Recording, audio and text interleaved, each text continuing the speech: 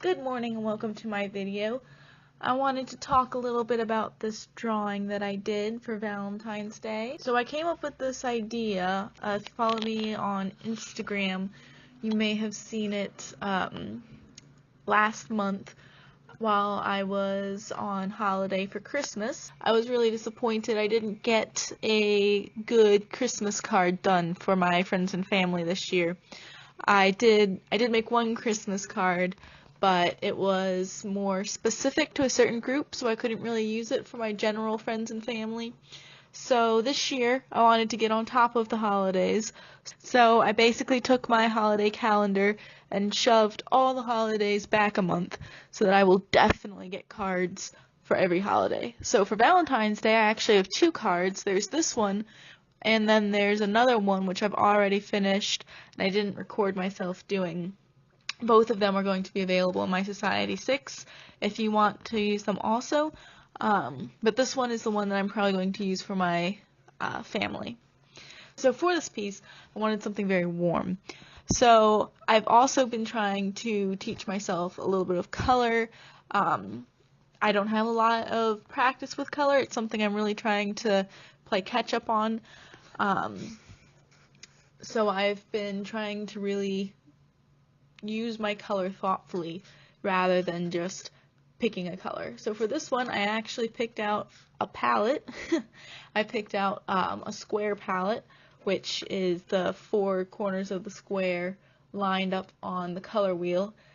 And it seemed like the easiest one for me to use because it gives you the most choices. You get four colors, and then you can just use tones and shadow with those colors to get different variations to make the piece interesting. So I decided for my first palette restricted piece I would try something that gives me as many colors to choose from as I can. So I used the square, so I have four different colors to use. So you will be able to see the palette in the top left hand corner. I'll be jumping back and forth to it because I used those colors and then selected from within the shades and highlights of those colors, so adding tone and brightness to them. So you'll see me flipping back and forth between the drawing and the palette during this piece.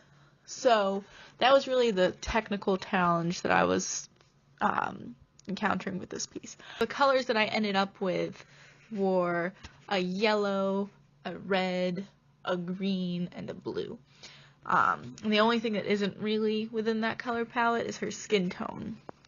So I ended up using the red a lot in her coat. I wanted that to be the main color of the piece, and the yellow is of course in her hair, and the blue is in the trim, and then the green is actually in the shadow. Whenever I shade the piece in a brighter, almost neon color, and then I convert that layer to multiply, which creates the shadow effect. So for this one, I actually used the green as the shadow and then multiplied it. So there is the green in there, but you don't see it very much. There you can see pure green in her eyes, but the majority of the green is actually in the shadow, which is multiplied, so you don't see it as a pure green.